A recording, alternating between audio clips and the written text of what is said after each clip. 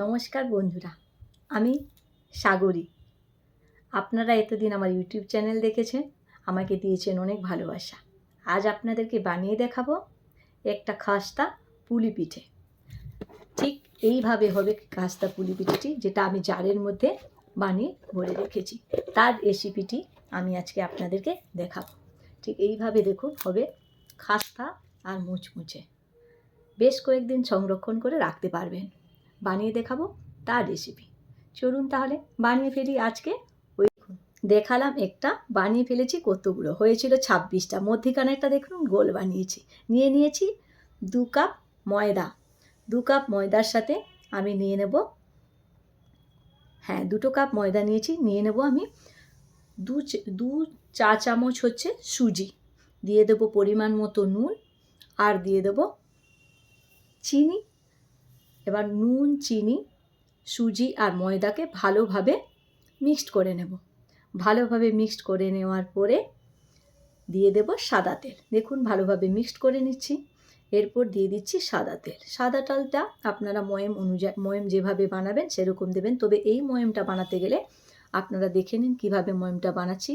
ময়দাটা কিভাবে দেখুন মুঠির মধ্যে থেকে যাচ্ছে। এরপর অল্প অল্প জল দিয়ে আমি ময়দাটাকে মেখে ফেলব। ময়দাটা মাখানোর সময় বেশি পাতলা করবেন না বা বেশি শক্ত করবেন না। ময়দা মাখাতে আপনারা সবাই জানেন, তবু বলে দিলাম। ময়দা মাখিয়ে আমি রেখে দেবো, এটি ঢাকা দিয়ে রেখে দেবো। এরপর দেখুন আমি নারকেল কুড়িয়ে রেখেছিলাম, তাতে দিয়ে দিয়েছি প্রায় 50 গ্রামের মতো চিনি। একটা নারকেল, বেশি মিষ্টি দেব না, অল্প মিষ্টি। আপনারা চাইলে 50 গ্রামের বেশি দিতে পারেন। চিনিটা আপনাদের নিজের মতো দেবেন। দিয়ে দিয়েছি এলাচের গুঁড়ো। এই দেখুন। এরপর এই যে আমার পুর তৈরি হয়ে গেছে, পুরগুলো করে নিয়েছি একটা শেপ। এই শেপগুলো করে নিয়ে আমি লেচি কেটে নিয়েছি। লেচি কেটে নিয়ে আমি একটা রুটি বেনে নেব।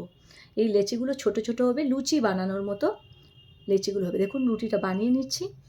এই রুটির মধ্যে আমি দিয়ে দেবো পুরটা যেহেতু শেপ করে রেখেছি, গরম গরম অবস্থায় শেপ করে নিলে কি হবে, পরে প্রবলেম হবে না বা খুলে যাবে না। এরপর জল দিয়ে আমি সুন্দরভাবে একটা পিঠে বানিয়ে নেব। দেখুন আমি কিভাবে বানিয়ে নিচ্ছি।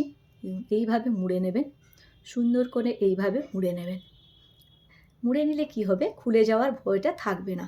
তেলের মধ্যে দিলে খুলে যাওয়ার ভয় থাকবে না। এরপর আমি কড়াইতে বসিয়ে রেখেছিলাম তেলটা গরম হয়ে গেলে আঁচটা কমিয়ে আমি একটু সময় নিয়ে পিঠেগুলো ভেজে নেব। দেখুন দিয়ে দিচ্ছি। একসঙ্গে কিন্তু 6-7টা পিঠে আপনারা দিতে পারেন। আর পিঠেগুলো আপ কিন্তু ঘুরতে থাকবে, আপনি যদি নাও ঘোরান ঘুরতে থাকবে। যাই হোক, আমি একটু টাইম দিয়ে ভেজে নেব। আর চিনি যেহেতু দিয়েছি তাই কিন্তু সুন্দর মুচমুচে আর লাল হবে।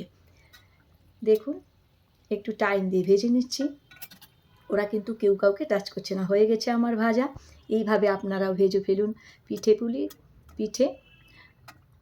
আচ্ছা, আরেকটা কথা যেটা আপনাদেরকে বলবো বন্ধুরা, যদি আমার ইউটিউব চ্যানেল থেকে দেখেন তাহলে অবশ্যই সাবস্ক্রাইব করে দেবেন, লাইক কমেন্ট করতে ভুলবেন না। ফেসবুক চ্যানেল থেকে দেখলে অবশ্যই ফলো করে লাইক কমেন্ট করে দেবেন। পাশে থাকবেন বন্ধুরা, ভালো থাকবেন সবাই। আবারও ভেজে নিচ্ছি কয়েকটা। দেখুন এইভাবে সবকটা ভেজে নিয়েছি, পরিবেশন করেছি আমার হাজবেন্ড আর অনেকের সাথে। টাটা।